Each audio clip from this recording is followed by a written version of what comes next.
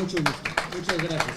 Primero, felicidades a Mara y a todo el equipo que ha hecho causa común en torno de asuntos que son relevantes para la sociedad, en los que los políticos, los representantes populares, debemos guardar no solo fidelidad con el texto constitucional, sino congruencia con una demanda ciudadana creciente.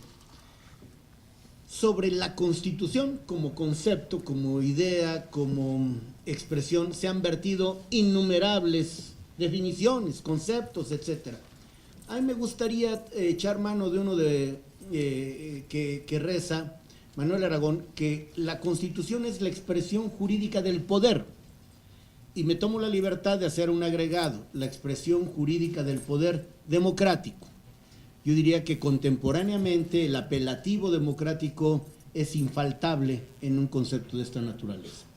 Y soy un convencido que la democracia no es solo es un ingrediente asociado a lo electoral, es decir, como el vehículo para acceder al poder, sino es un estilo de ejercer el poder.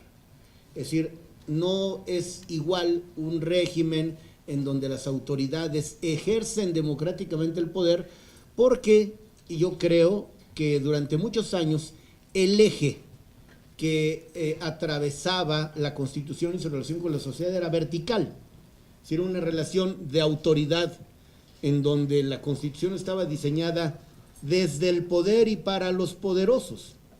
Creo que los últimos cambios, que no son privativos de México, pero a los que México no se ha visto ajeno, han hecho que el eje cambie de ser vertical por otro horizontal. En consecuencia, el ejercicio del poder democrático tiene irremediablemente que ver no con los poderosos, sino con los ciudadanos. Y lo voy a documentar. La Constitución está cumpliendo 100 años y ha tenido 706 reformas. 706 reformas. Pero llama la atención, y aprovecho un dato que aquí ya se dio. Desde 1997 ningún partido tiene la mayoría de la Cámara de Diputados y desde 2000 ni en el Senado. Para reformar la Constitución, como bien lo saben, se requieren 2/3 partes de los integrantes del Congreso de la Unión, de cada Cámara, es decir, cada una en una deliberación y una toma de decisiones independiente, y la mayoría de las legislaturas de los estados. Pues el hallazgo es que de las 706 reformas, 321 han ocurrido en los años de la pluralidad. De suerte que yo soy uno de los convencidos que el pluralismo es un elemento benéfico para la democracia mexicana. Y las características de las reformas, por cierto, de estas 321 de los últimos 20 años, 154 han ocurrido en los últimos años, en el gobierno del presidente Peña. En consecuencia, es importante destacar que sin el concurso de las fuerzas políticas de la más diversa bandería, las reformas constitucionales no habrían podido tener verificativo, lo cual, si hay que acreditárselo a alguien, se trata de muchos alguien, al final del espectro político más amplio posible. Y en este orden de ideas, el denominador común de las reformas de los últimos 20 años es justamente la redistribución del poder. Es en estos años cuando la división clásica que aprendimos en teoría del Estado, de los poderes legislativo, ejecutivo y judicial, ha cambiado radicalmente.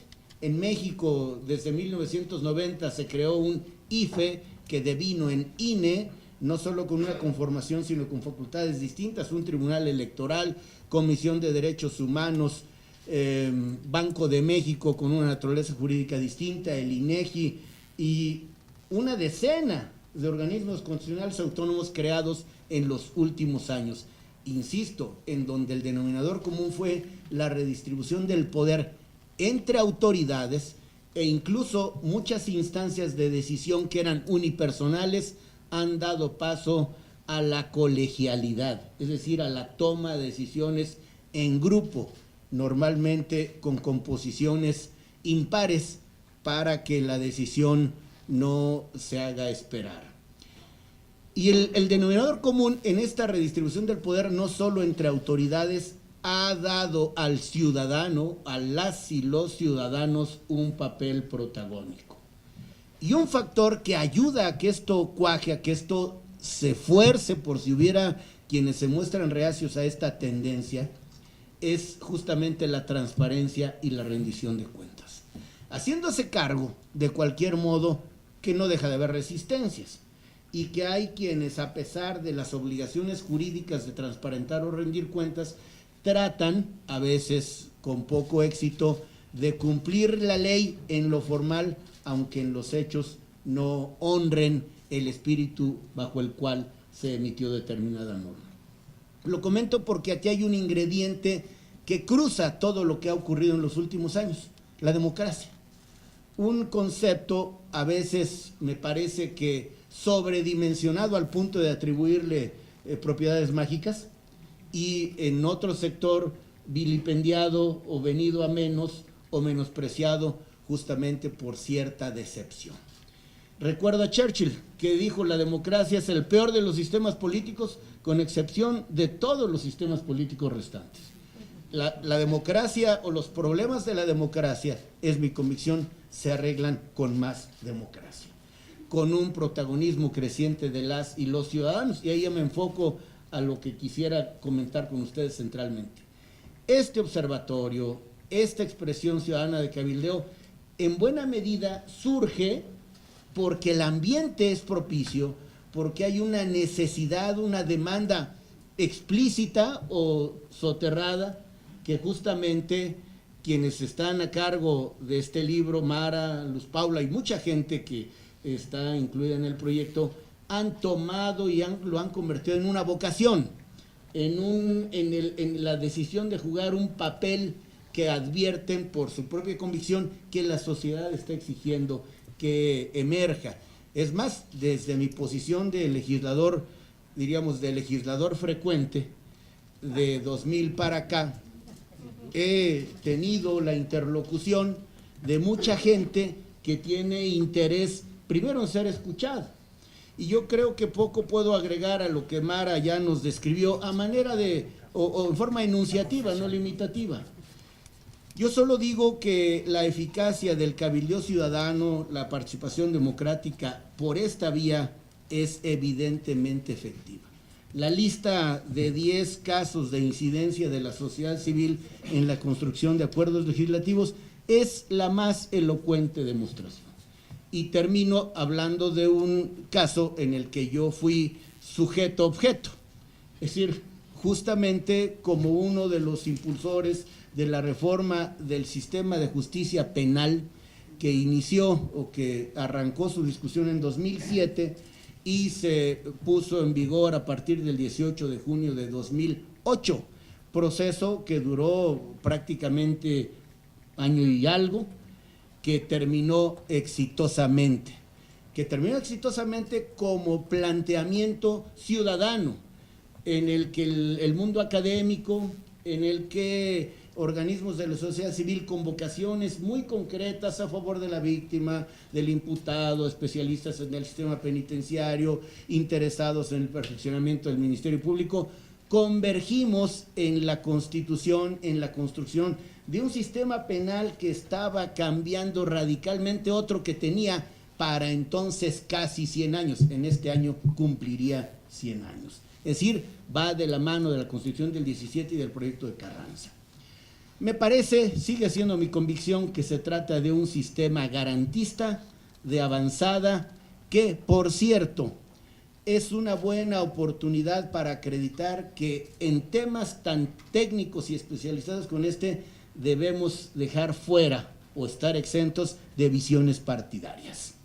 Hay temas que de suyo demandan, propician las posiciones partidarias, porque, diríamos, hay que pronunciarse y es a todas luces evidente, por ejemplo, en temas relacionados con el modelo económico, que no es sencillo converger.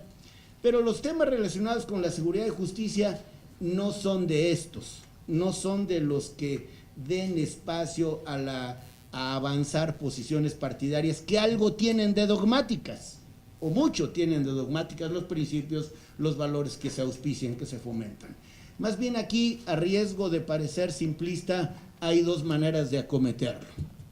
Con una visión progresista, garantista, protectora, omnicomprensiva, porque cuando hablo de protección, metiéndome un poco, no estoy hablando solo de la víctima, sino de tampoco atropellar los derechos del imputado.